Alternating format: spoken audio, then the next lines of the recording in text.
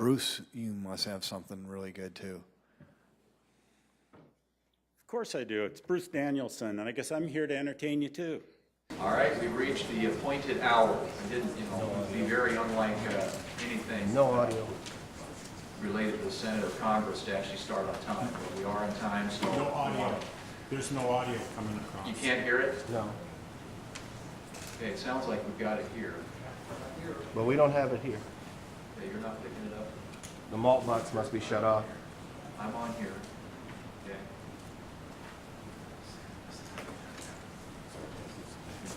Good job. How about this? You have my mic? Not mine either? Got here. That box. Thank you for coming. Today I convened this hearing of the Senate Commerce Committee to explore ways to maintain global leadership in the race to 5G while ensuring the benefits of remarkable new wireless technologies reach rural America.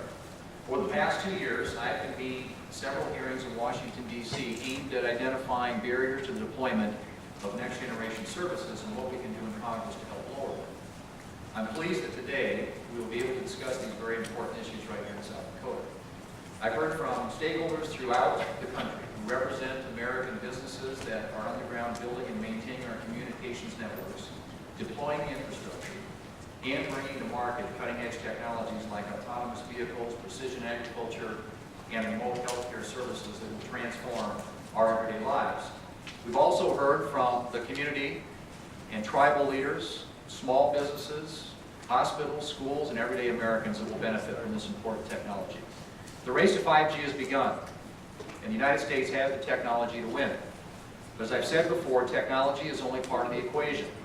We must ensure that wireless providers have spectrum on which their systems can operate, and they must be able to deploy those networks in a reasonable and timely manner. The Mobile Now Act, which is a bill I authored last year and which was enacted earlier this year, addressed both spectrum and infrastructure needs, but more work needs to be done. In July, the committee examined ways to free up more spectrum for 5G. I'm pleased to see that the Federal Communications Commission and the National Telecommunications and Information Administration are taking critical steps this year to make more spectrum available for wireless use. And our committee will continue to encourage innovative approaches to using spectrum more efficiently. Indeed, spectrum is critical to winning the race to 5G, but removing barriers to infrastructure deployment is the final piece of the puzzle. Earlier this year, I introduced a bill called the Streamline or Small Cell Deployment Act on a bipartisan basis with Senator Schatz. The Streamline Act reflects more than a year of hard work with stakeholders, including many here today, to eliminate needless barriers to deploying 5G and to bring the benefits to American consumers. In fact, just last week, we received a letter of support for the Streamline Act signed by 25 groups representing a range of stakeholders from healthcare to agriculture, the automotive and manufacturing industries, internet companies, consumer technologies, and more. I'm confident that our legislation will allow Americans across the country, no matter where they live, the ability to reap the benefits of 5G leadership while at the same time respecting the important role that state and local governments play in deployment decisions.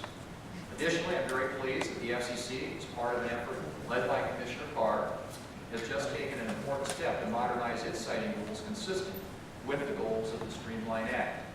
As Mayor Ten Hagen knows, making infrastructure siting easier is particularly important for those of us in rural America, where the business case for deployment is different than in larger metropolitan areas.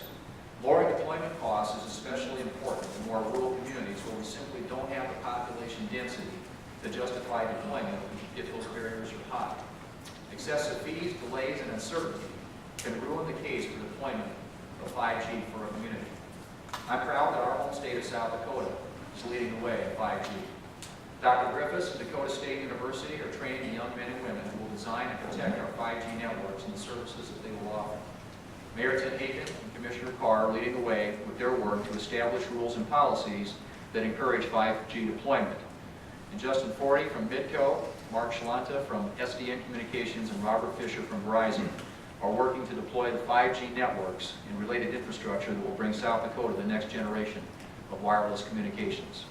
I want to thank all of you for being here today. I look forward to hearing from you and an opportunity to enter into discussion as we get a chance to fully drill down on some of these issues and what we can do to bring 5G more quickly and more effectively here to South Dakota. So I'm going to start on my left with Commissioner Carr, Brendan Carr, who, by the way, is his second trip to South Dakota, and every time he comes out here, he goes and does things and enjoys the state. And today climbed a 2,000-foot tower, I'm told, so maybe he'll tell us about that. But I appreciate the interest that he's taken in the challenges of delivering these types of services to rural areas of the country, and his attempts to understand the unique needs and challenges that we have. So we'll start with him and then move to the Mayor of Sioux Falls, the Honorable Paul Tenhaken, Dr. Yosef Marie Griffiths, who's President of Dakota State University, Robert Fisher, who is Senior Vice President of Federal Government Relations for Verizon, and as I said, Mr. Justin Forey, who's Senior Director of Government Relations at Mid-Continent Communications, and Mr. Mark Shalanta, who is Chief Executive Officer for SDN Communications. Great to have all of you here today. Thank you for being here. And we'll start with Commissioner Carr. Please proceed. We look forward to hearing from you. Thank you, Chairman Thune, Thank you, Chairman Thune, for the invitation to testify. It's great to be back with you in South Dakota for this field hearing on 5G and to join this distinguished group of witnesses. I can think of no better way to identify the barriers that slow down deployment and the steps we can take back in Washington to remove them than spending time like this outside of D.C. On my way here, I spent time in Minnesota, North Dakota, and South Dakota. I heard firsthand the challenges that broadband providers face in building next-gen networks in rural America. And I saw the grit and determination that telecom crews demonstrate in getting the job done.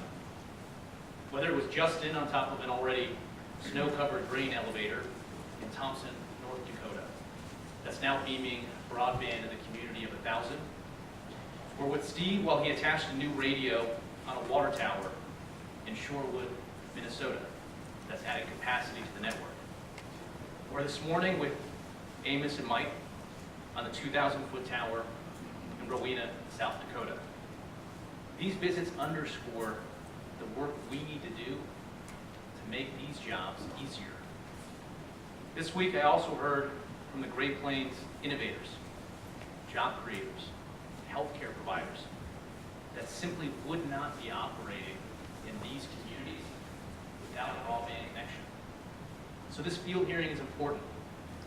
It puts our shared goal of 5G front and center. We want every community in the country to see the economic opportunity that 5G can enable. Spectrum and infrastructure are key. So I want to commend the committee for leading on them. Chairman Thune championed the Mobile Now Act, which frees up the spectrum needed for next-gen services.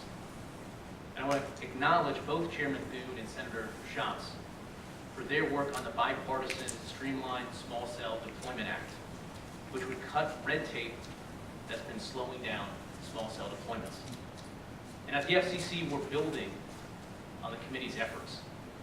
In the U.S., as you know, we're on the cusp of a major upgrade in wireless to 5G. The Wall Street Journal has called it transformative from an economic and technological perspective. And they're right.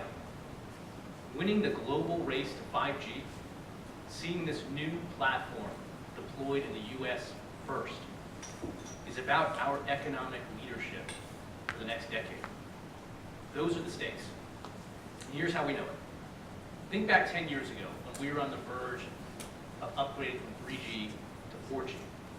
Think about the largest stocks, the biggest drivers of our economy. It was big banks and big oil. Now it's U.S.-based technology companies that have transformed our economy and our lives. Think about your own life. A decade ago, taking a road trip like I've done this week meant walking into your local AAA office, telling them the stops along your way, and waiting for them to print out a triptych booklet filled with maps that you'd unfold as you drove down the highway. Now an app lets you get real-time directions right on your phone. American companies led the way in developing these 4G innovations. And it's not by chance that the U.S.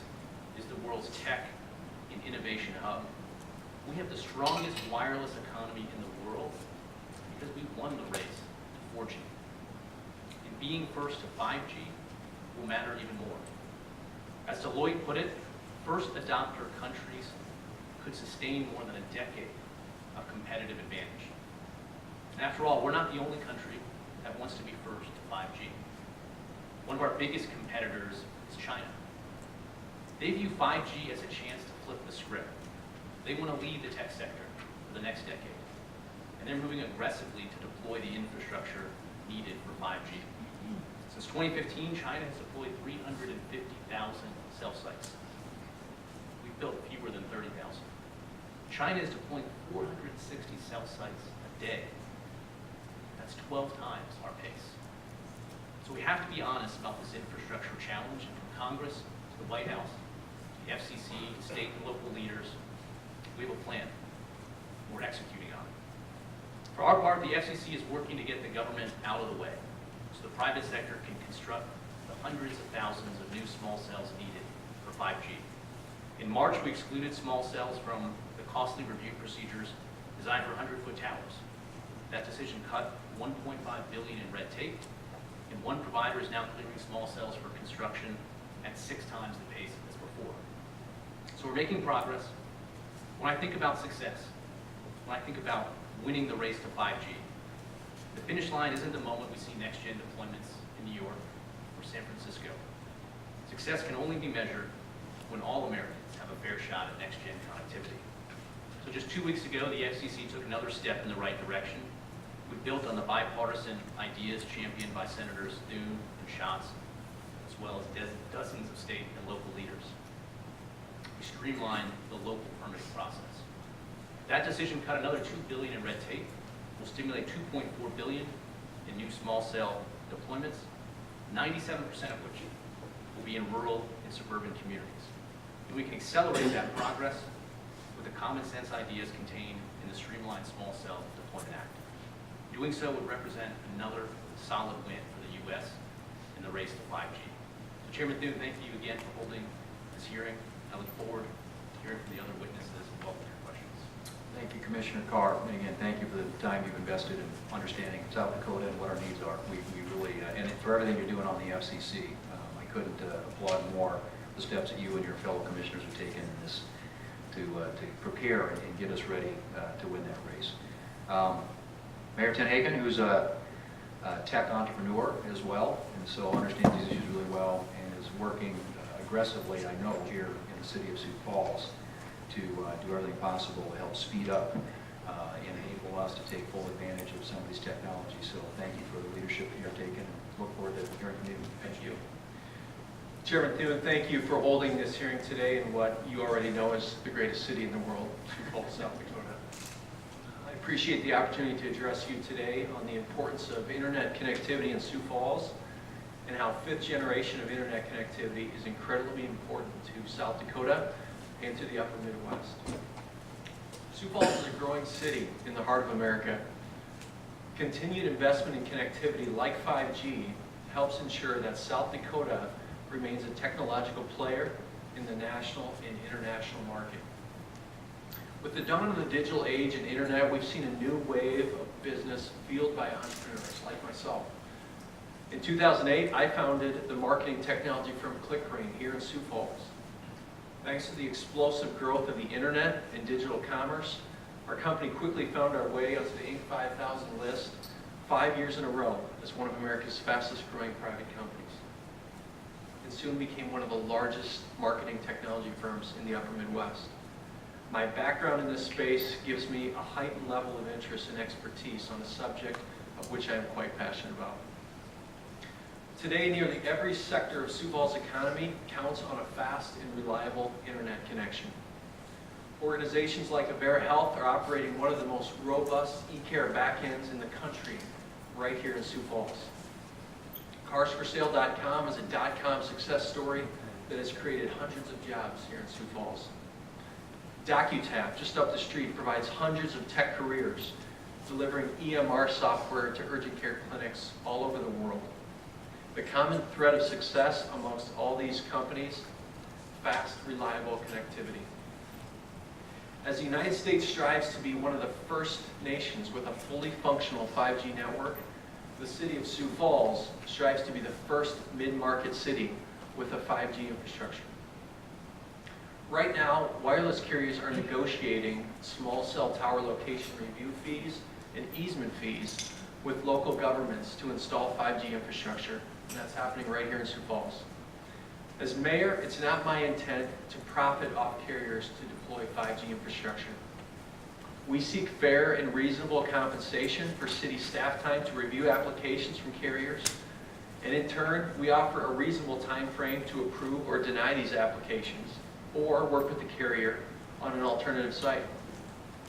Lastly, we want easement fees that cover the inflationary costs we incur with carriers locating their technology on our city assets. It's a very basic ask. Make the city whole on our costs to review and house the infrastructure that carriers need to deliver this connectivity. It is critical that federal regulations protect local governments and allow them to set reasonable fees that cover costs. Giving carriers authority to set fees that are unfair to local governments is, in essence, an unfunded federal mandate that will cost local governments tens of millions of dollars when you consider the thousands and thousands of small cells that will be deployed across the nation in the coming years. 5G plays a pivotal role in the future of economic development, workforce development, and innovation in this city. For autonomous vehicles to be safe and viable, we need 5G. For enhanced public safety with high-definition feeds for police officer cameras, we need 5G. The opportunities 5G brings to our community are endless, and I look forward to working with this committee, the FCC, and carriers to successfully and expeditiously deploy 5G in Sioux Falls. So in closing, I want to thank Chairman Thune for your leadership in this area. Your vision for streamlined 5G deployment across the U.S. that is fair to communities, consumers, and carriers is a step in the right direction. I am excited to foster and support 5G in Sioux Falls as we seek to grow our technological footprint in this city and remove unnecessary barriers for entry for this critical infrastructure. We're ready to help you lead this effort. Thank you. Thank you, Mayor. And again, thank you for everything you're doing. Really, and the bold vision that you've articulated for Sioux Falls, and I hope it can be replicated all across our state, across our country. It's moving the ball in the right direction, and the sky's the limit in terms of, I think, what we can do, but it takes the right kind of leadership, so thank you. Dr. Yosei Marie Griffith is the, as I said, president of Dakota State University, and I think everybody's well aware of the terrific work that they're doing in cybersecurity, and the young, bright, talented people that they're producing that are leading the way on a lot of these technological fronts. So thank you for being here. Look forward to hearing from you. Thank you, Chairman Thune, for the opportunity to testify today on this important topic of next generation communications infrastructure, services and applications. I'm especially pleased that you chose to hold this hearing in Sioux Falls, South Dakota, not only because it brings you home, Senator, but because I strongly believe that South Dakota represents the 68% of the country's tweener population that live between the East Coast and the West Coast. I'm passionate about ensuring that more than 2/3 of the country are not bypassed by the next technological revolution, along with its need to connect not just the last mile, but what one of my colleagues called the last inch. I believe the best way to address the three issues that you asked of us is to start with a coordinated effort to develop widespread understanding and knowledge of what 5G and the cyber universe, what I call the cyberverse, are, and why they're so important to the economic health, security, and quality of life for the United States in both the near and far-term future. As impressive as today's internet is, it's clear that our present telecommunications and cyber environment have major problems with limited bandwidth, unacceptably long latency, slow speeds, and inadequate reliability, inappropriate dependencies on users for security and maintenance, and interoperability chaos.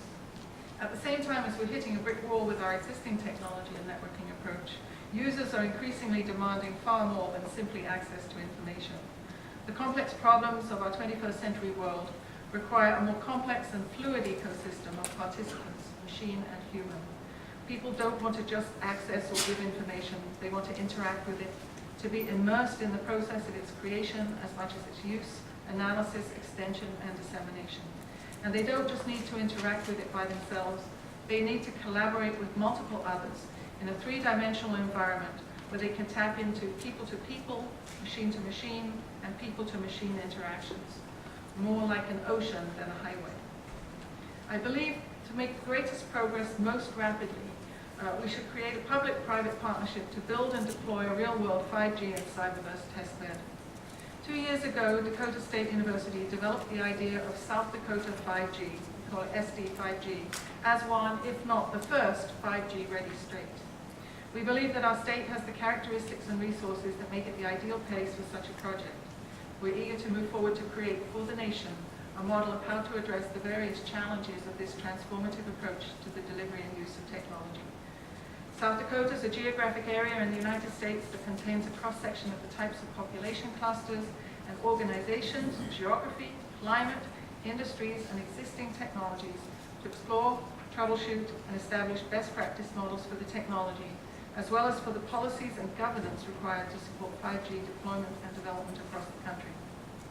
Those who think of South Dakota as home to vast farms on the plains, buffalo and cattle ranches stretched across the buttes, and the lifestyle of Little House on the Prairie and Native American heritage should be aware that these days the state is also home to impressively sophisticated technology development and cyber innovation. Silicon Valley or Boston's metropolis are rapidly being matched by a technology revolution in the center of the United States.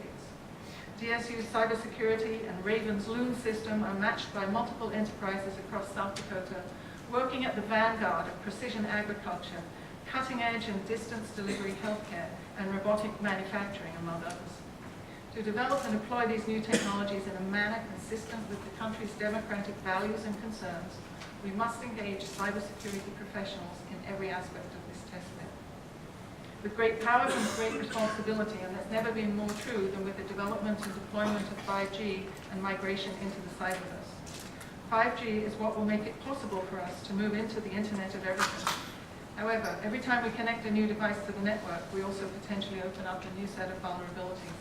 The U.S. is sorely lacking right now in standards and best practices for security to build into Internet of Everything devices, or the software that can easily be installed as part of the basic features of any device.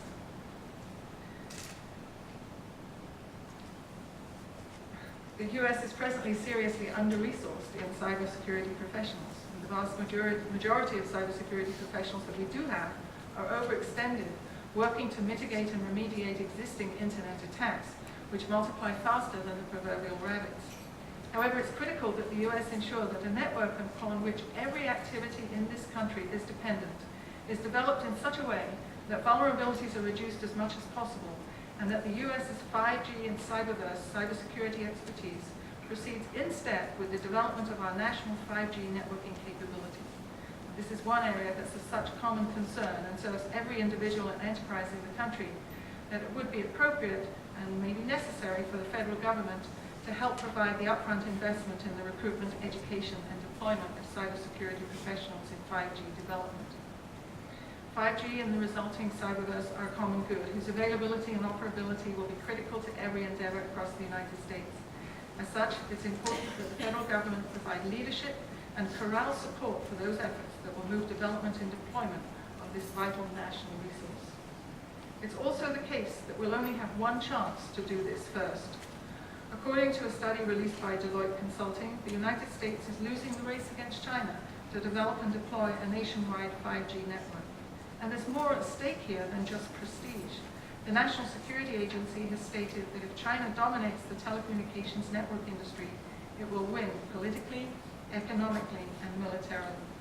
In addition to the concerns of national security, there's no question that the first country to effectively deploy 5G will also reap enormous macroeconomic gains. The first to deploy 5G in the cyberverse in a real-world setting will also be the country to understand the strengths, weaknesses, opportunities, and threats related to the new technology. The United States was the first country to develop and implement the comprehensive Internet, initially building on the foundations and integrating multiple federally developed networks. The results have been clear and impressive. Despite all of the concerns about cybersecurity issues and technology dependencies, there is no question that the United States lead in developing and deploying the internet has had profound economic and societal impacts.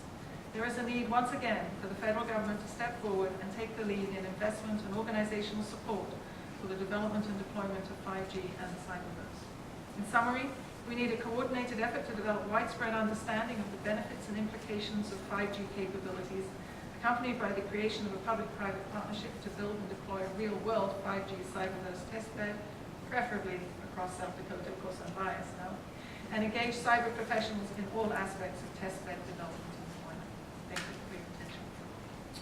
Thank you, Dr. Griffiths, and for the great work that you and DAC State are doing in this space. And it's going to take a lot of very trained, skilled professionals to protect these and safeguard these networks too as we develop these new technologies. So it's exciting stuff that you're involved with. Next up is Mr. Robert Fisher, who, as I said, is Senior Vice President at Verizon and Senior Vice President of Federal Government Affairs, but he's here today and we welcome him to South Dakota and hope that Verizon is looking at investing heavily in these types of technologies in our state. So thank you for being here. Yeah, thank you, Mr. Chairman. I appreciate the opportunity to be here. My name is Robert Fisher, and I am Senior Vice President of Federal Government Affairs for Verizon. I appreciate the opportunity to be here to discuss 5G and the policies that the United States needs to adopt to win the global race on 5G. On a personal note, Mr. Chairman, I just want to thank you as a former staffer of the Senate Commerce Committee many years ago under then Chairman John McCain. It's a real honor and a pleasure for me to be here today. Earlier this decade, Verizon led the way in deploying the nation's first 4G network. Mr. Chairman, here in South Dakota from 2013 to 2018, Verizon alone has invested more than $119 million in private capital. Today, our 4G network covers more than 98% of the U.S. population, and now we are leading the way on 5G. For example, Verizon created the 5G Technology Forum, led the way with a number of technology firsts on 5G, built innovation labs to help create next-generation applications, and we were the first in the world to launch a commercial 5G service called Verizon 5G Home, which is currently available in Houston, Indianapolis, Los Angeles, and Sacramento. Verizon plans for rapid expansion of 5G Home and the launch of 5G mobility service going into 2019 and beyond. But it's helpful to begin our conversation by looking at what came before 5G. First generation of mobile technology, 1G, was about voice. 2G introduced text messaging. The move to 3G provided the essential network speeds for accessing the internet through smartphones. 4G, with faster data transfer rates, gave rise to many of the connected devices and services that we rely upon today. Ultimately, 5G will be even faster, allowing greater network capacity, more opportunities for connectivity, and improved reliability. 5G also represents the potential for up to 1,000 times the network capacity of today's 4G LTE network and 20 times faster download speeds. And the network latency will become even faster than the blink of an eye. We believe the economic and social impacts will be transformative, and 5G will usher in a true fourth industrial revolution, which will fundamentally change how we live, work, and play. It will be the foundation for other technologies, such as artificial intelligence, autonomous cars, robotics, and biotechnology. In addition to providing a long-sought competitive alternative to cable broadband, as Verizon's 5G home service does, 5G will provide for an enhanced mobile broadband, such as new and immersive virtual reality experiences, mission-critical communications, the connections that are required for the full capabilities of self-driving cars, and the connecting of the Internet of Things. It's critically important for the U.S. to lead the way in 5G. The wireless industry's impact on the state of South Dakota due to the evolution of 4G technology already accounts for $587 million in gross domestic product and 6,700 related wireless jobs in the state. We want 5G to build on that success of 4G. Commissioner Carr said it best earlier this year, quote, "The stakes are high, wanting to race to 5G between 3 million new jobs, $500 billion in GDP, $275 billion of private sector investment, all without a penny of new taxes. We want that, but our friends and competitors in Europe and Asia want that too, end quote. To underscore the Commissioner's point, all of this is being done with private investment. Fortunately, the FCC and Congress have both made great strides to win the race to 5G with a focus on infrastructure and spectrum policy. 2 weeks ago, under Commissioner Carr's leadership, the FCC issued a ruling that adopted common sense guidelines that reduced the time and cost of deploying next generation wireless infrastructure while accounting for legitimate local interests. The FCC's ruling built on the momentum established over the past few years in numerous states and communities to reform infrastructure siting.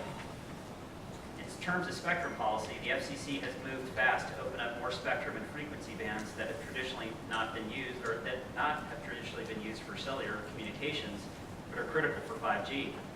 Last week, Commissioner O'Reilly outlined a plan for moving forward on the 3.5 gigahertz spectrum to be considered at the FCC's meeting later this month.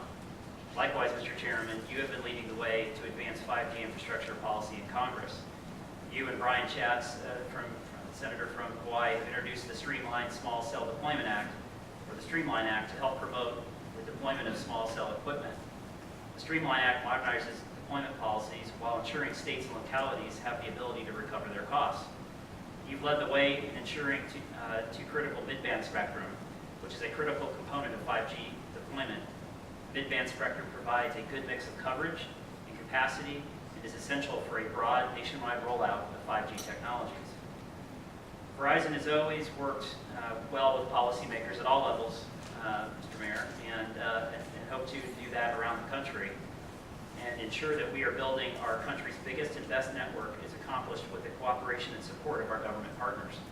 While some municipalities have expressed concern about having a standardized framework for governing antenna siting, I can assure you that Verizon believes in dialogue and compromises between providers and localities are more important than ever, and we remain committed to that goal.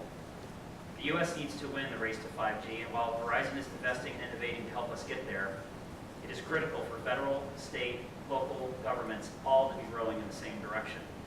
We have to get this policy framework right. With your leadership, Mr. Chairman, and working with the members of the Senate Commerce Committee, the FCC, and other policymakers, we're making great progress, and I have high hopes the U.S. will lead the world on 5G network deployment. I thank you again for being here today and look forward to answering your questions. Thank you, Mr. Fisher. And you want to show us the... Oh yeah, sure. Here's a I won't say what company it is, but it's a sample of a 5G small cell. This is, approximately the size of things that we're looking at deploying in places all around the United States. So compared to fourth generation technology, which is much larger. Much larger, 200-foot macro cells. Yes. So that's the next generation, and what cities like Sioux Falls and other cities around the country will need to deploy to benefit from this. So thank you, sir, for being here and for your comments. Next up is Mr. Justin Forty, who is the Senior Director of Government Relations for Mid-Continent Communications, which has a big footprint here in South Dakota and all across this region of the country. So thank you, and look forward to your... Thank you. There's a lot of talk about how to address the digital divide in rural America. But we're currently solving and closing the digital divide through our fiber and fixed wireless broadband solutions. And 5G technology will continue to expand Midco's opportunities to provide more fiber and fixed wireless here in South Dakota and across our footprint. Chairman Thune, thank you again for inviting me here today to discuss Midco's view on 5G from the field in the upper Midwest. Midco is the leading provider of internet, networking, cable TV, phone, data center, home security, and advertising services in the upper Midwest. We serve more than 400,000 residential and business customers in South Dakota, North Dakota, Minnesota, Kansas, and Wisconsin. Your communities ranging in size from less than 100 people to more than 180,000. Midco has almost 10,000 miles of fiber, and in 2017 we launched our Midco Gig Initiative, a commitment to bring gigabit internet speeds to our entire service area. To date, we have invested over $56 million in our Gig Initiative, and that's over and above the millions of dollars we invest in our network annually. Today, Midco Gig is available to more than 80% of our customers, and it's affordable and accessible at every address here in Sioux Falls, communities large and small, with more to come in 2018. We also recognize that fiber is not the only solution to solve the digital divide. Many of our most rural and remote residents do not have access to broadband or have access to speeds that are so slow that the service is essentially non-existent. This digital divide is devastating to our friends and rural residents and businesses and in smart agriculture. So in 2018, Midco acquired Visimax, and we have begun to expand broadband wireless service more broadly in most rural areas within our footprint. Fixed wireless allows us to reach rural areas that are up to 50 miles away from our fiber network. I myself am a Midco fixed wireless customer. I get my internet from the top of a grain elevator 8 miles away to my small farmstead. On a normal day, my 3 kids are streaming video and my wife is using that internet to run a small business. The service has been a great asset to our family. My fixed wireless broadband ultimately connects to Midco's fiber backbone, and fiber will continue to be the backbone of any connectivity solution, including small cell 5G technology for urban areas like Sioux Falls or Fargo. And given our deep fiber network, we are able to partner with the mobile carriers to provide the necessary connectivity link from small cell towers to the internet. The discussion about emerging small cell technology for urban areas is continuing to gain momentum, and Midco is here to support mobile carriers by providing that connectivity. Small cell will create deeper fiber penetration in our communities, and we are excited for that possibility. Small cell technology, however, is not a likely solution to close the digital divide due to the density of towers needed. For example, we estimate that 350 small cell towers would be needed to provide 5G service to Sioux Falls, with an area of only 74 square miles. While technology that requires end users to be in such close proximity to a tower is a possibility in our more urban areas, it is not realistic in some of our more rural areas. But fixed wireless has been and will continue to be a solution.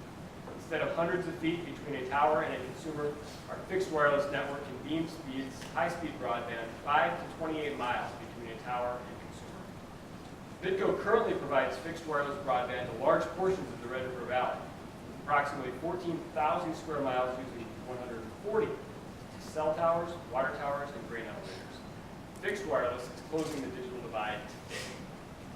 As Congress and the FCC continue to support emerging 5G technology, we at Midco are excited for the possibilities that next generation of technology spectrum will bring for our fixed wireless network. In the race to 5G, Midco has 2 suggestions for Congress and the FCC to ensure that 5G discussions include opportunities for rural America. First, as Congress and the FCC work to free up additional spectrum and drive the use of that spectrum in rural America, it's vital that fixed wireless providers like Midco have both access to the spectrum and the financial ability to purchase licensed spectrum. As more spectrum is made available, we ask that the rules regarding spectrum also consider the technology needs for fixed wireless, such as higher power allowances. Large rural providers that desire to purchase licensed spectrum should have the ability to compete with large mobile carriers in spectrum auctions. To that end, the FCC and Congress should revise the rural bidding credits to allow larger rural companies like Midco to take advantage of such credits to build out their networks. Second, it is vital that fixed wireless providers have access to new laws aimed at advancing small cell technology, so we can also benefit from those reduced regulations. This committee's Streamline Act contains similar provisions to the FCC's recent ruling on small cells, and we encourage lawmakers to continue considering fixed wireless when revising rules at the request of small cell operators. Chairman Thune, thank you again for inviting me here today, and we look forward to working with you all to continue advancing 5G technology, while also closing the digital divide. Thank you, Mr. Forty, and we appreciate you being here and look forward to have the opportunity to ask some questions about what the things that your companies involved with here in South Dakota and across the region as well. So, last up is Mr. Mark Schlanta, who's the Chief Executive Officer of SDN Communications here in South Dakota and has been at this for a long time. A lot of perspective and background, I think, that can be very useful as we head into this new frontier. So, Mark, welcome. Good to be here. Chairman Thune, thank you. And thank you for inviting SDN to participate in today's hearing. The prospect of 5G in South Dakota excites me. South Dakota has long been at the leading edge of broadband, especially in rural markets, thanks to the progressive approach of SDN's owner companies, the independent telephone companies of South Dakota. Our companies cover 80% of South Dakota's geography, and they aggressively combat the digital divide. In fact, SDN and the South Dakota Telecommunications Association recently commissioned a broadband benchmark report. 3 things I wanted to highlight. First, 65% of the SDTA members, their customers, are connected by fiber. 76% of their customers have high-speed broadband speeds that meet or exceed the FCC's broadband definition. And third, in the 5 years from 2013 to 2017, our members have invested over $400 million in networks that now total 45,000 miles of fiber in South Dakota. That's enough fiber to circle the earth twice. This leads me to my primary point, small cells and fifth generation networks. In the end, it's still all about the wires that I will refer to as the 6G fiber optic networks that support such advances. When I use my smartphone to send a message to my mother across town or to my sister who lives in South Korea, nearly all of that communication will travel through the fiber in the ground or under the ocean. It's only the very last part of the connection from the handset to the tower that is wireless. Today's 4G and tomorrow's 5G wireless do not exist without the 6G fiber that empowers them. SDN has extensive experience in the field. We partner with all the wireless providers in the region to provide backhaul from the towers and front haul to the small cells. SDN played a key role in deploying some of the first small cells in the region. We helped deploy dozens of small cells in places like Aberdeen, Brookings, Sioux Falls, Sioux City, Sturgis, and Yankton. One of the best examples is the new SDSU Dana J. Dykehouse Stadium in Brookings, which holds 19,000 people. Even a few thousand fans had previously overloaded the mobile data capacity, making it impossible to text and pull up a web page or post to social media. That could paralyze a university and drive away fans, especially younger ones. SDN worked with a wireless carrier to secure locations, permit and construct the poles. Fans now have a better digital experience there. More importantly, these and other small cells will play a role in public safety. These small cells represent the precursor to 5G. We will need many of these to make 5G work, and all of them will have to connect to our 6G fiber. Chairman Thune and Commissioner Carr, I want to thank you for the lighter regulatory touches that you've allowed, especially the shot clocks encouraging local governments to act. In the past, it could take months, and in some cases, the regulatory and siting expenses exceeded $25,000 per pole. This did not include the monthly fees to cities, campuses, and other property owners. I encourage continued streamlining. However, I also believe the federal and state governments should find a balance for local control. We work cooperatively with the governments in Aberdeen, Brookings, and Sioux Falls to make positive local ordinance changes. I'm pleased to say the South Dakota Municipal League is aggressively working to create model ordinances for cities large and small to attract 5G services to South Dakota. An additional reminder, network security is critical as we advance faster wireless services. 5G will expand the Internet of Things and the IoT devices we all use, but network security should not be overlooked. Our state's academic resources can assist to discover vulnerabilities and develop security measures. In conclusion, our fiber assets run deep into the rural landscape, and our early experience in small cells, along with the combination of local governments ready to embrace 5G, not to mention Dakota State University's technical expertise, makes South Dakota the perfect test site for everything from driverless vehicles to wearable devices, which are the applications of 5G. All of it will improve rural quality of life and offer our strikingly independent South Dakotans the opportunity to live, work, and create wherever they please.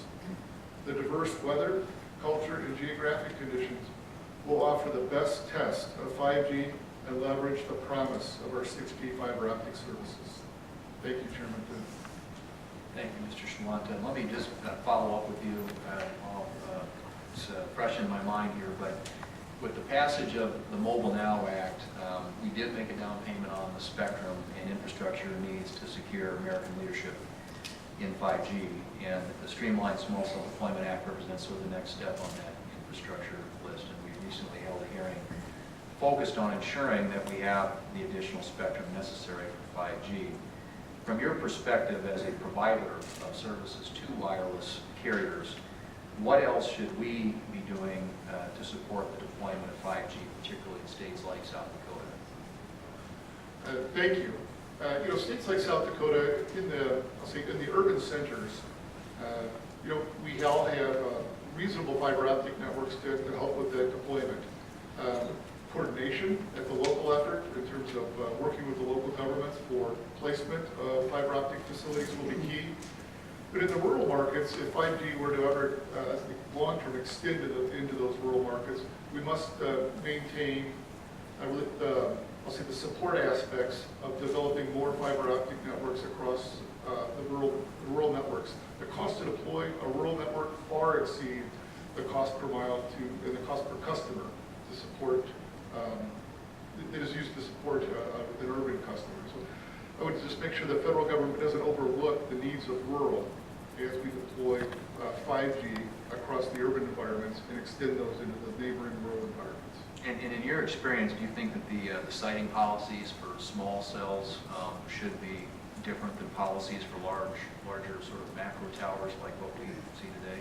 Well, I do, because they are far less intrusive. I think some of the pictures that were showing during my testimony, indicate they are really similar to a municipal light pole. And I know that's many of the co-location efforts that wireless carriers are looking to work with the communities on, is to co-locate on those types of infrastructure. The early poles that we deployed largely were a standalone facility, and those can be used in places where maybe a light pole or just the traffic volumes wouldn't allow us to get that type of infrastructure close to the communications or to the transportation systems, but to have that separate facility. So a lighter touch on those smaller facilities is important. Thanks. Mr. Forty, Midco's been particularly resourceful in deploying both fixed and wireless services to the people of South Dakota. For example, as you point out, deploying antennas on grain silos to provide wireless broadband. Could you discuss maybe how Midco has overcome some of the challenges to deployment in rural areas and some of the lessons that you've learned? Absolutely. Absolutely. Thank you, Mr. Chairman. And we were also lucky to have Chairman Carr with us earlier this week as we climbed some elevators across the footprint.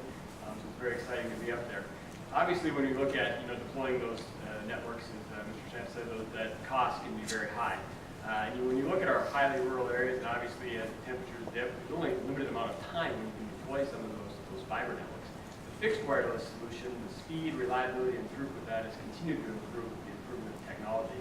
So deploying that fixed wireless from our rich fiber networks in the cities that we do serve really allows us to reach those rural farmsteads, and allows us to reach that 25 to 30 miles around there for precision ag, all those tough to reach places. Also, we have a very diverse geography here in our state and across the region, whether it's badlands, granite cliffs, lakes. You just can't get the fiber through that. So this is really a unique way to continue to close the digital divide and reach those hard to reach areas. They can be deployed relatively quickly.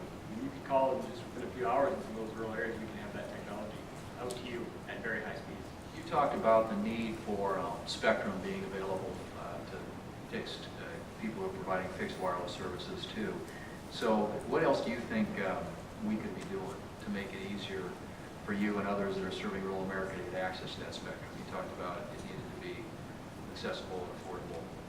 Yeah, I think obviously as spectrum made available, it needs to be available in a way that we can have access to it. We like county-side license sites for spectrum, so that's something that we can feel is a good fit for us to afford access to some of the bands of spectrum, the 2.5 gigahertz, and get through some trees and get through some denser areas, which allows us to ultimately serve that customer better. So, making sure that we have access to that will be helpful. Of course, we also provide video services as well through satellite. You've got to make sure that there's any interference with that spectrum that's made available for more fixed wireless. So there's a good balance that needs to be found there as we make more spectrum available. And you talked too about and I understand 5G is going to require different types of infrastructure in rural areas, some of which may be impractical in rural areas, but what other connectivity solutions can Midco offer? Well, I think it's, that advancement of 5G technology, the fixed wireless is a way, is similar to that. Some of those technological advancements are also advancing that fixed wireless technology. So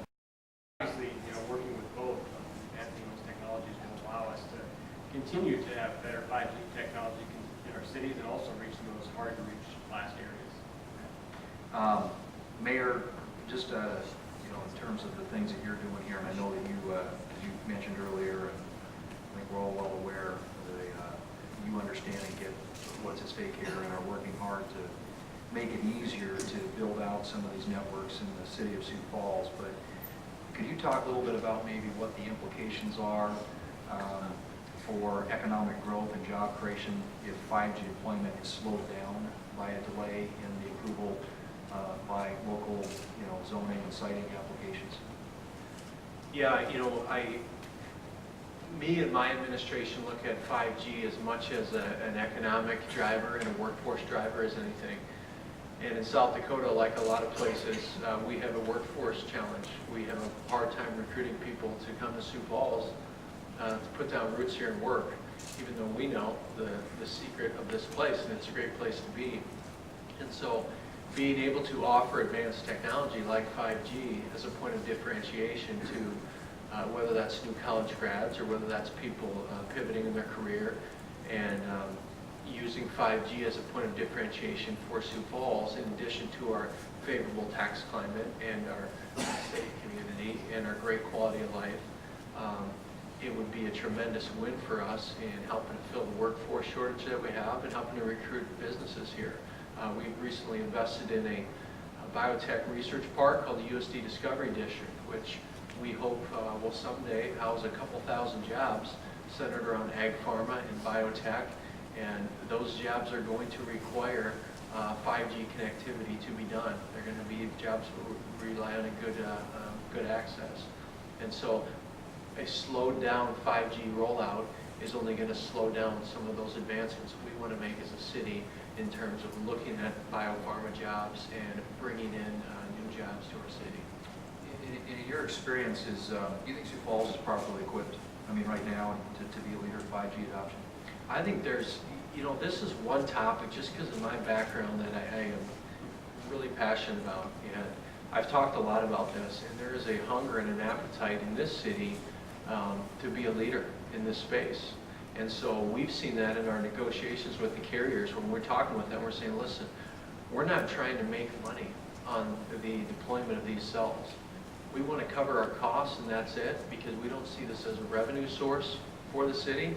We're not looking at it that way. We're looking at it, the win is going to happen once we have the network. That's when the money will come in through those jobs, through the economic development, and so forth. So most of our community leaders are thinking that way as well. So the time is really right in terms of the mindset in Sioux Falls to be a real early adopter in this and a leader in this. Dr. Griffiths, I was interested in listening to your testimony and then reading it earlier too. You talked about there was an interesting comparison. It's not a super highway, it's more of a super ocean in terms of the way that the connectivity that will exist as a result of this when it's deployed. But could you talk about how 5G will improve education tools both for students and faculty at a university like Dakota State? Yes, certainly. It will do a lot of things. First of all, it's like the mayor said, if you have the advanced technologies, the advanced infrastructure, people will come to work in it because we'll have it and other places won't. So that's one thing that will help. In terms of our ability to reach out to work with K-12 education and with our own remote students, half our students are remote, we'll be able to extend out virtual reality experiences for our students. We can train them in what we call hand skills, the ability to convey tactile information with a 5G network is going to be very strong, so that we'll be able to train them to do certain things. On Friday, I had an interesting conversation about a robotic dairy farm, which I happen to know about, which is strange. Self-milking cows, and they were talking about potentially locating this dairy outside Madison, South Dakota, and that they were very interested in Dakota State because they were interested in the students and graduates we have, because a robotic farm is going to need people who can take care of the robots as well as taking care of the cows. And it's not just the cows anymore, the robots also need certain care and feeding as well. So, but I think the biggest thing that 5G in this area would do is to keep many of our graduates in this state. As you know, we're very technologically advanced with our graduates. 57% of our high-tech graduates leave the state. We want to provide them opportunities to stay in state. Many of them would prefer to stay in state. And so I think by putting the infrastructure in place that will enable 5G services, we will attract the industries and the jobs and the innovation and entrepreneurship to occur within South Dakota, to bring people in, to bring people back, and to keep our graduates in. And among the subjects that you've studied is how the digital revolution has affected research. So what do you see as the impact of 5G on the ability to collect and use information, and what that might mean for the economy and for how we live our lives? Well, information is power, so there is this ability to collect a lot of information about how technology is used, how people are mobilizing new applications, and all of that data can be gathered and analyzed in interesting ways. So, for example, we're looking now at law enforcement information, the number of cyber attacks that people have seen, analyzing the data on who's attacked, where, by whom, what kind of attack, etc., where the vulnerabilities lie, allow us to take those patterns and project out into industries so that we can be more proactive in preventing those kinds of attacks. So there's a tremendous opportunity. If you have the information and you gather the information, that pool of information gives you the ability to know more than anyone else and to go out and help people fix the kinds of problems that they're having.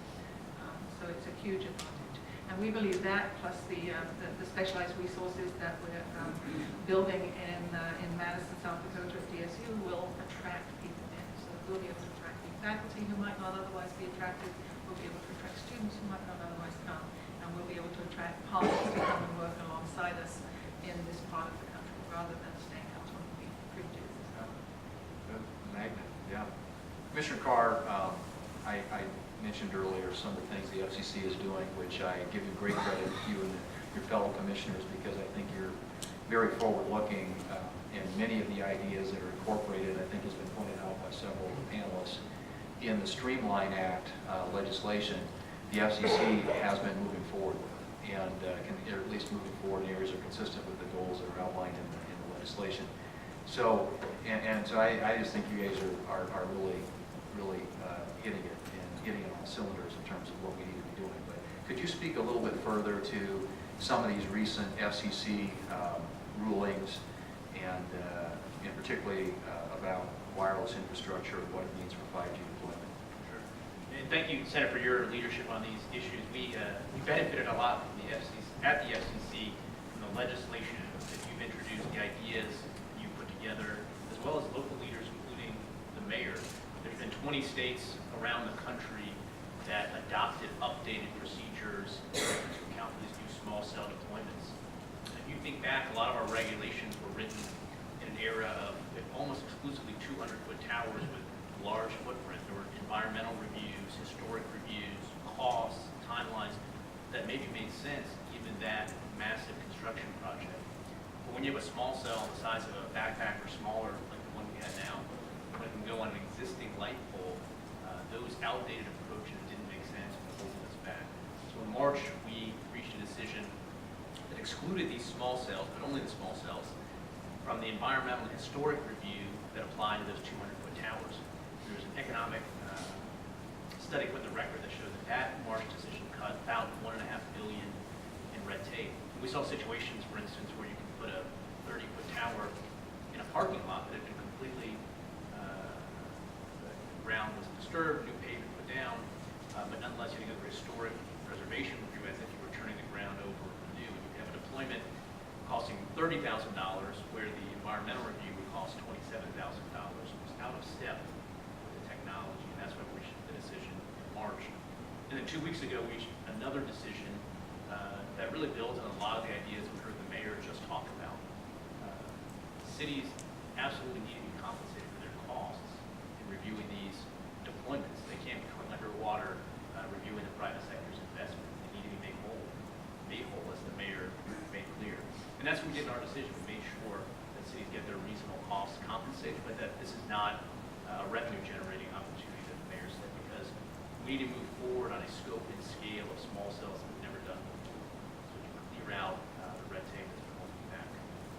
Yeah, and I'm glad that South Dakota is leading the way on that too. And you heard earlier that the South Dakota municipally here in South Dakota, coming up with a draft ordinance for cities to adopt that would enable these infrastructure to be placed and be built out. So, and what you and the Commissioner are doing, I think, dovetail nicely with all of those activities. So we want to continue to encourage that. And honestly, I mean, we have, you know, as we look at these issues, obviously we want to be respectful of the prerogatives of local governments and authorities and do it in a way that strikes a balance, but also in a way that's reasonable and doesn't stand in the way of what I think is going to be an enormous economic opportunity for our cities and our states and our country.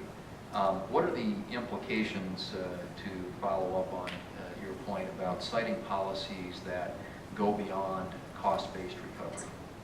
Yeah, we saw evidence in our record that small cells are particularly sensitive to excessive regulatory fees. We saw a record where providers were looking to deploy in relatively small communities across the Midwest, and excessive fees resulted in them pulling back and investing that deployment in an area where the fees were a lot more reasonable.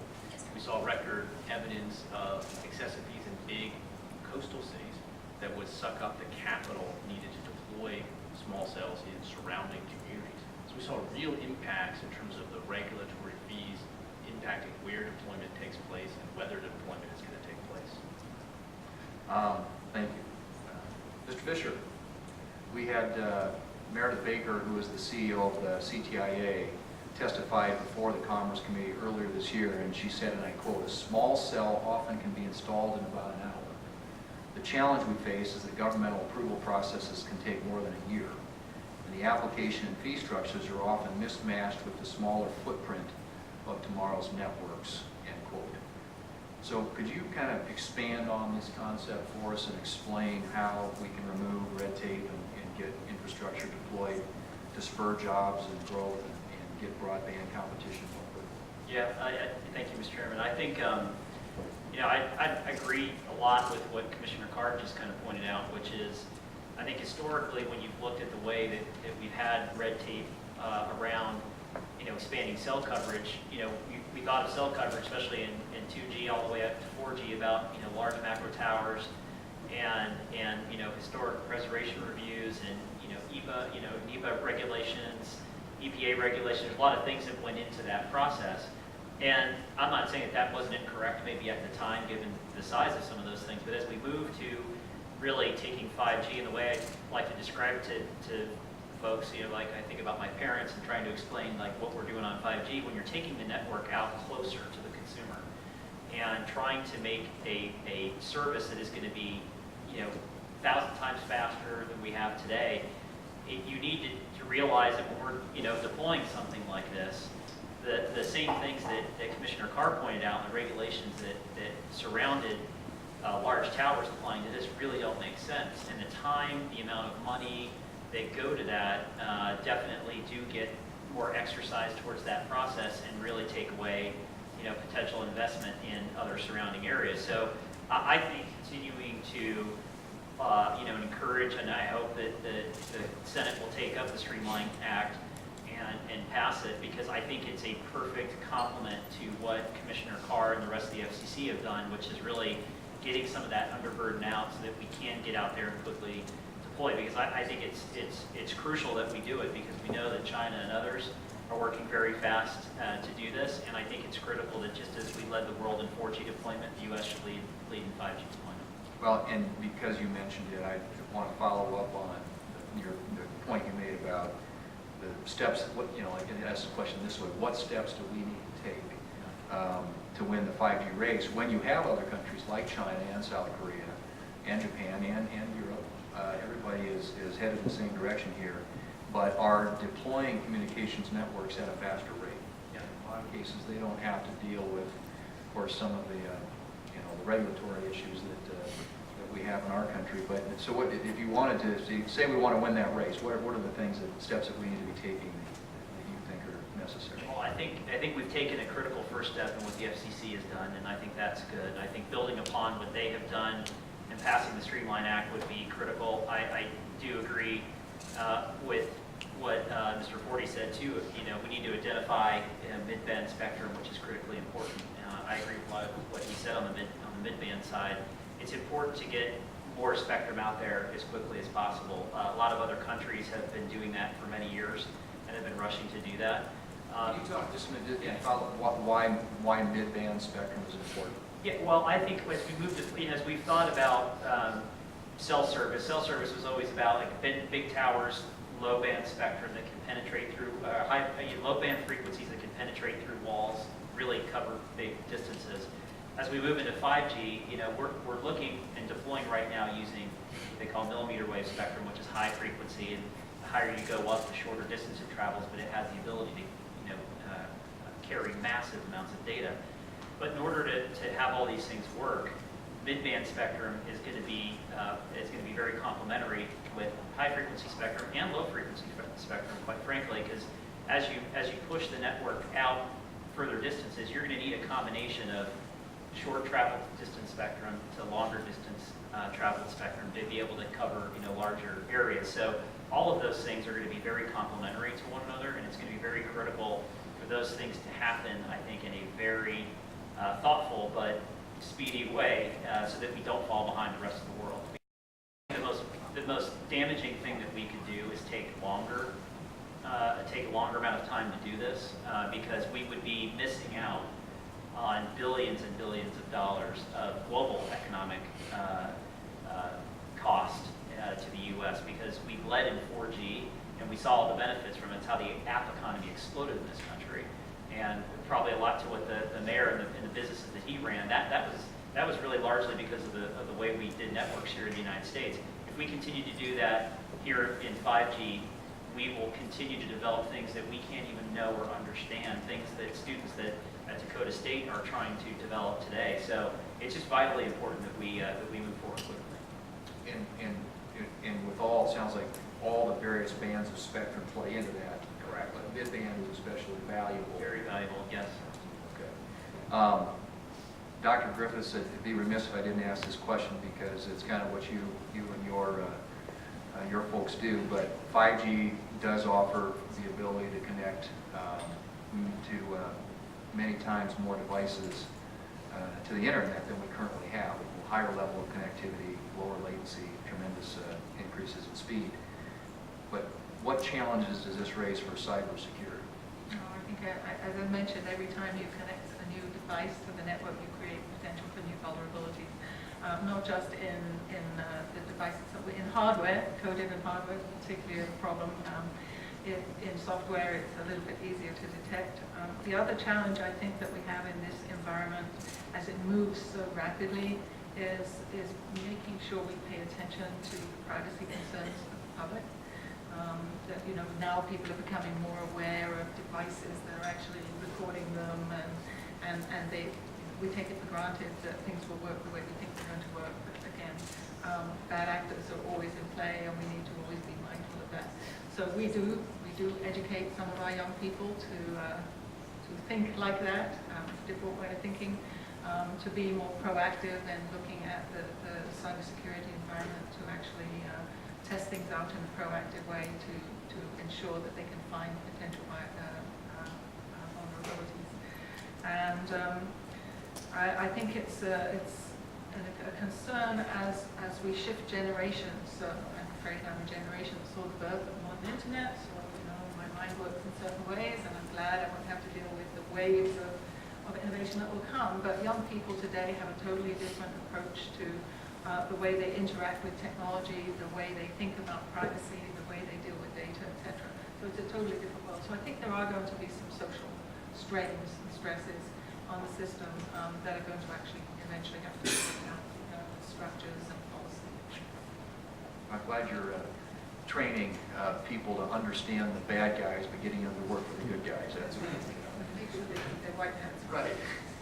And I would just say, too, if anybody else on any of these questions wants to jump in, perspective you want to add, feel free to do that. Mr. Chairman, I was actually just going to follow up with something that Dr. Griffith said, because I think it's important on the privacy front. And I agree, there's a lot of work being done on the cybersecurity front relates to 5G and privacy, but you in particular, but this committee has been very engaged in the privacy debate. You've held a series of hearings over the last couple of weeks on privacy and what we should do. And as you know, Verizon's been pushing for comprehensive privacy reform for the last 6 years. And we believe it's well past our time to update those laws, primarily for some of the reasons that Dr. Griffiths brought up, but it's critically important that consumers have a sense of their privacy, and I think a lot of what we've seen over the last couple of years is certainly putting a lot of pause into people and Americans across the country who are trying to figure out how their data is being used. So while I know it's somewhat relevant to this hearing, I think it's an important topic and something that the committee, hopefully, and that the Senate and the House can pass legislation in 2019 to update our nation's privacy laws. Couldn't agree more with that. Mr. Schlanta, obviously we're all talking about swift action on 5G spectrum and deployment and how critical that is, but much of that massive amount of data is going to travel over 5G networks that will travel over SDN and the thousands of miles of fiber that you and your members currently operate. How is this increase in data traffic going to affect your business? Well, first of all, thank you. You know, so the change in consumer behavior that we've seen, especially in the 4G world, as things really moved to the handset in terms of how transactions started to take place. You know, we'll see that double, triple, 10 times in terms of the number of transactions that will take place over the next decade across those handsets. All of that, of course, gets gathered up across those wireless networks and then transmitted across the fiber networks. You know, one of the things that we are planning for and have been continuing to invest in is the expansion, not just the reach of our fiber network, but the capacity of the fiber network, the optical network behind the glass that not everyone sees. And so we're already laying the groundwork to upgrade those aspects of our network. Some of those are already in place as we're seeing the deployments that the wireless carriers are bringing forward. But so the opportunities and challenges it brings, some of the opportunities are, let's say, staying current with the technology and finding the right workforce and being able to hire them and attract them to a state like South Dakota. And you know, that's one of the challenges. One of the opportunities is just being able to meet those challenges. It may be somewhat cliche. Those are the kind of things that drive, largely my technical team to the office every day, work and discover on those types of activities. But if I could, I'd like to build on one other statement or a couple of statements that were made here today, and I wanted to build on, it was really when the mayor was speaking earlier that it was hitting me. And I think if you go back and look at the record today, you're going to find people who talk about, all of us in terms of witnesses, talk about 5G and what's coming and what's coming to South Dakota. But I want to make sure that the carriers and the people who are here recognize that South Dakota has, first of all, a willing government environment. You've heard the mayor talk about that. You've heard the municipal league talk about that. We want to attract the 5G deployments to our state. You've heard different speakers talk about really the diversity of our climate, the diversity of our populations, the diversity of our environments. So there are great test bed opportunities that come here. We talk about the technical resources that not only SDN, but Mr. Fourier and Mid-Continent offer to the carriers as we come. I would say, lastly, it's the thing that I think people overlook at times, it's the network security. We want to push this forward, but we cannot overlook the network security aspects. I ran into you earlier this week in Washington. You were headed to the White House, and I was headed to a cybersecurity briefing. And just to hear those business leaders talk about the needs for security in their transmissions was driving the point home. So I just want to make sure that as a government official who helps drive legislation, that you don't overlook the security aspects, and we bring that along at the same time. We bring along all the other aspects of our networks. Mr. Chairman? Yes, sir. Somewhat of a pivot from what Mark just talked about, but I want to make sure we get this out before the hearing ends. And the one wet blanket piece of this that I feel we need to also address is what health impacts micromillimeter waves have, because it's so new. And as a mayor who's sitting on this panel, and the media's here, I'm going to get asked this 20 times yet this evening about the health ramifications of 5G and small cell deployment in MMW. And I've been getting asked it a lot already. And I know there's no documented studies because the technology is so new. And it reminds me a little bit of when microwaves came into our home and people were concerned about the microwaves and holding a cell phone to your head is going to fry your brain and these things. And I'm hearing this more and more.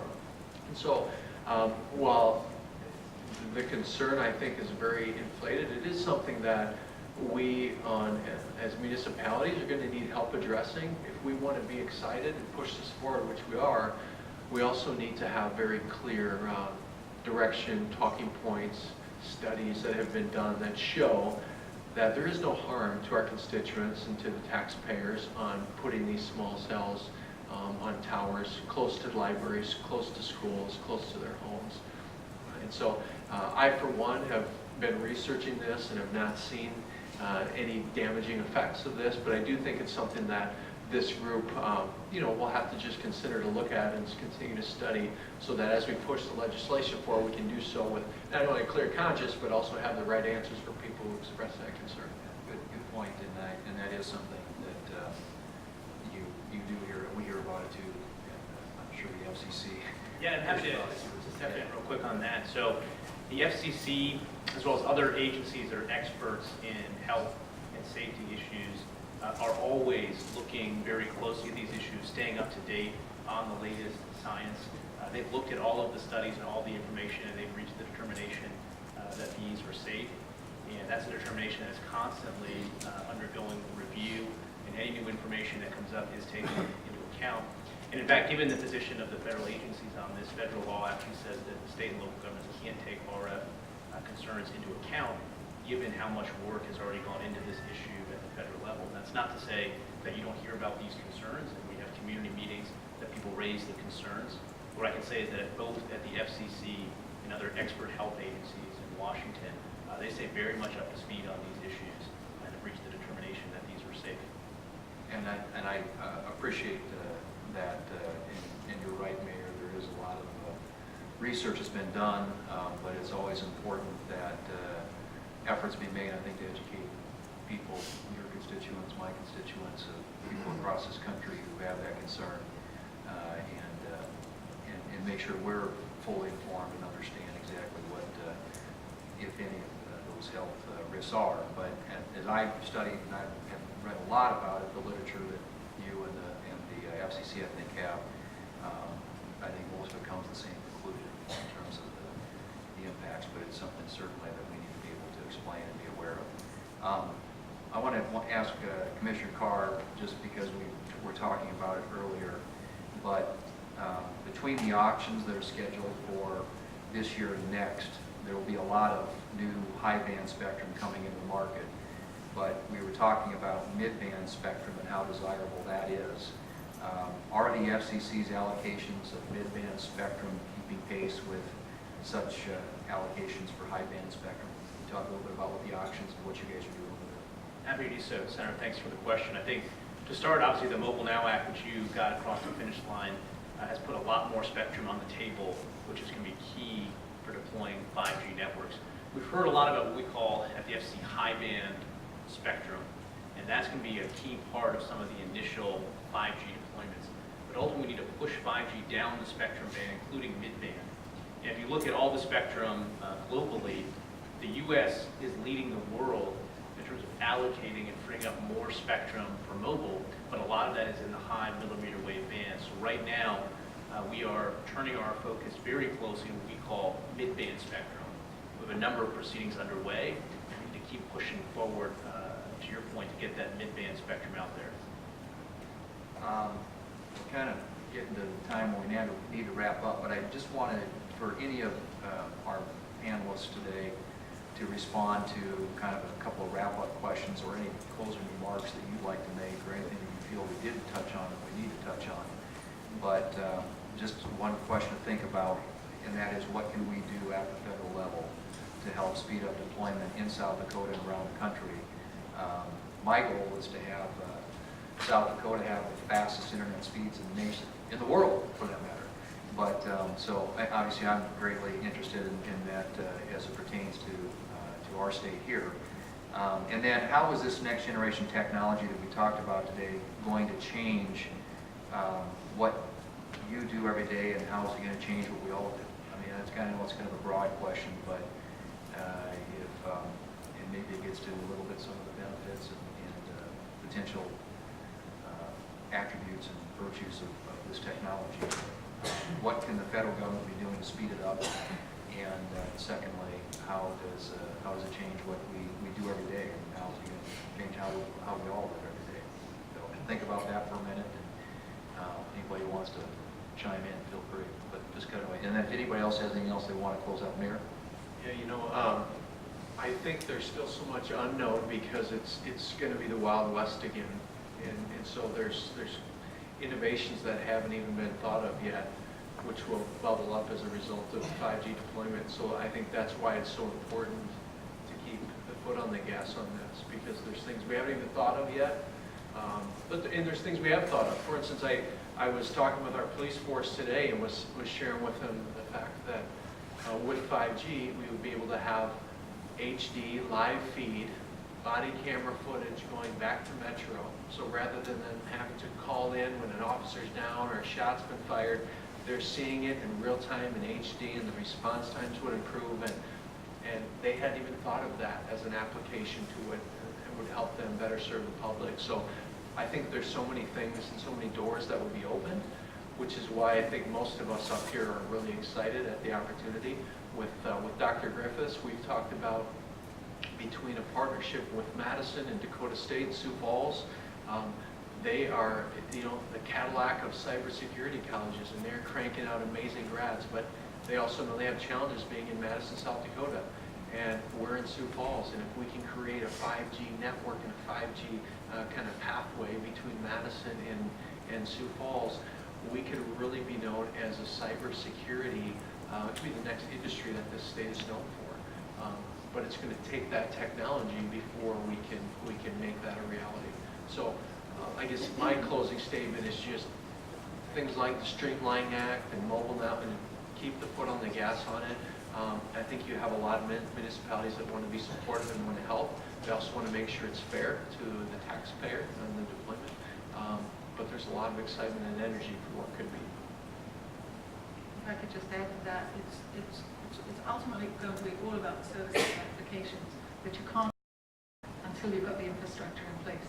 And if you delay on putting the basic infrastructure in place when the services come out, it'll take you longer to get that infrastructure in.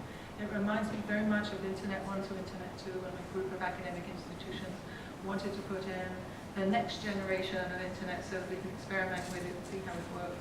We didn't switch our regular Internet use to that Internet 2. It was purely a research network. And a number of my colleagues at the time were reluctant to sign up. So I was the first one to sign up for Internet 2. We're now talking academically about Internet 3, but it's the same environment. My feeling was, how could I sit and not have my faculty and students have access to the best resources available to them? I'm sure you think the same about your constituents. How can we not make available the potential of all this capability once those services come available? We can't think of what those services would be. I don't think anyone would have imagined Amazon to have grown to be the behemoth that it is in all the different areas it's doing business. But if the business, the applications, the innovations will come. But if the infrastructure is not in place, then you're behind. And once you're behind, it's hard to catch up. Yeah, Mr. Chairman, I think that I think this discussion today has been extremely helpful. I think all the work that's being done at all levels of government is really. I think there's a real effort by a lot of folks. I think at the federal side, legislation that you are championing through. We remain committed to hopefully try to get that bill passed. I think the mayor brings up excellent points. I mentioned in my testimony. I'd like to underscore it again. I mean, we're working very hard at a local level to talk to cities all across the country and have these discussions about getting our investment out there as quickly as possible. So I think just keeping the foot on the gas pedal, I think, is the theme that we're using here on the federal side. And I would say to your last question, the capabilities of 5G right now is basically wherever your mind can take you at this point. And I think that whether it's, students that are currently enrolled at Dakota State or universities across the country. I bet if we sat here, even 10, 15 years ago and talked about the app economy today and what it blew up to, none of us would have ever guessed what would have happened. And, 4G took us there. I think 5G leads us to a whole different level of virtual reality, augmented reality, and even applications that we don't know of. The latency, one thing that we didn't talk about that I'll just mention quickly, the latency as we go to 5G, that is the time, that the devices can talk back and forth in the network. Just an example would be that today if you take an autonomous car and it's traveling at 60 miles an hour and it's communicating over a 4G network, and it has to signal that it's about to break. The processing time right today on a 4G network is about 4 feet. When it's going 60 miles an hour, about 4 feet is processing time, go back and forth. I think as we have autonomous vehicles, we can all safely assume that we want to make sure that things are happening very quickly and very rapidly. In a 5G world, latency, same example, car traveling 60, it goes from 4 feet to 1 inch of compute power. And the latency will be quicker than a blink of an eye. And so that really gives us unlimited potential as it relates to robotic surgery. Think about the things that we can do to take STEM education to the next level. Here, I think in many parts of South Dakota, what that means to ag tech and farmers across the country. So I think, let our imaginations take us where 5G is possible, but I think maybe 10 years from now, we could be sitting around here imagining all these things that we couldn't believe here today. So I think at Verizon, we're very excited about this. We have 5 labs, 5G labs that we're opening across the country. We have one open in New York right now. We're going to have some open in Palo Alto and Washington, D.C., Boston, and L.A. by the end of 2018. So these will really be test beds for people to come and test out technologies. The mayor was here waiting to hear you say Sioux Falls. My understanding is that we've had some initial discussions and conversations continue, so we look forward to them. Mr. Chairman, just thank you so much for bringing this hearing to South Dakota and for your leadership and your staff and all the hard work they put into keeping us a technology leader here in South Dakota. We're just so blessed to have all these companies together working so hard on this issue. I think that our fiber networks and our data center, our gig initiative, our fixed wireless, just making all these things a part of this process leads to the great environment that we have here in this community. And we're blessed to be able to work with everyone here at the table to continue to move things forward in our state. One last thing I'd just like to say is we've heard a lot today about 5G wireless. So much will happen, especially in probably the urban centers as we get started. But I just wanted to also say thank you, Chairman Thune and Commissioner Carr, for all the work that you do in the rural networks as well. The needs of rural are different than we see in the urban areas, so I just wanted to say thank you for all your efforts there as well. Also, real quick, I think there's still a number of great ideas in the Streamlined Small Cell Deployment Act that's in Congress right now. And I'll also say today we were with the really talented crews of Sioux Falls Tower. And if you think about having about 15 to 20,000 cell sites in the country going up a year, well, next year we need to see about 60,000 a year, increasing from there. So it's actually a good job story, but we're at a point where we need to make sure we have the trained workforce that can do that massive increase in infrastructure deployment. I think there's work we can do on the apprenticeship side. I think there's work we can do on the community college side as well to get very quickly the skill sets into the community. Well, listen, thanks to all of you. Appreciate your input, your thoughts, your suggestions. I think it's really exciting, and we've had a number of hearings in the Commerce Committee dealing with some of these new technologies like artificial intelligence and quantum computing, blockchain, and other things, all of which I think become increasingly more possible. And I've used the example, Mr. Fisher, that you use with autonomous vehicles because, one of the things that the reason I'm interested in autonomous vehicles is that we lose 37,000 people every year on America's highways. 94% of those accidents are human error. And if we can eliminate just some of that, we can save a lot of lives. It needs to be done in a safe way, and obviously it's much safer if an autonomous vehicle can stop in an inch rather than in, 4 feet? Yeah. So, these are the dimensions of difference and dimensions of benefit that happen when this kind of technology and the infrastructure and everything that supports it is put into place. So we want to encourage that investment. I'm excited to see the things that are happening already here in South Dakota and the great work that's already being done. But I really do believe the sky's the limit, and so we want to continue to partner and work with everybody here at the table as we as a state and country win this race. So thank you all very much. With that, this hearing is adjourned.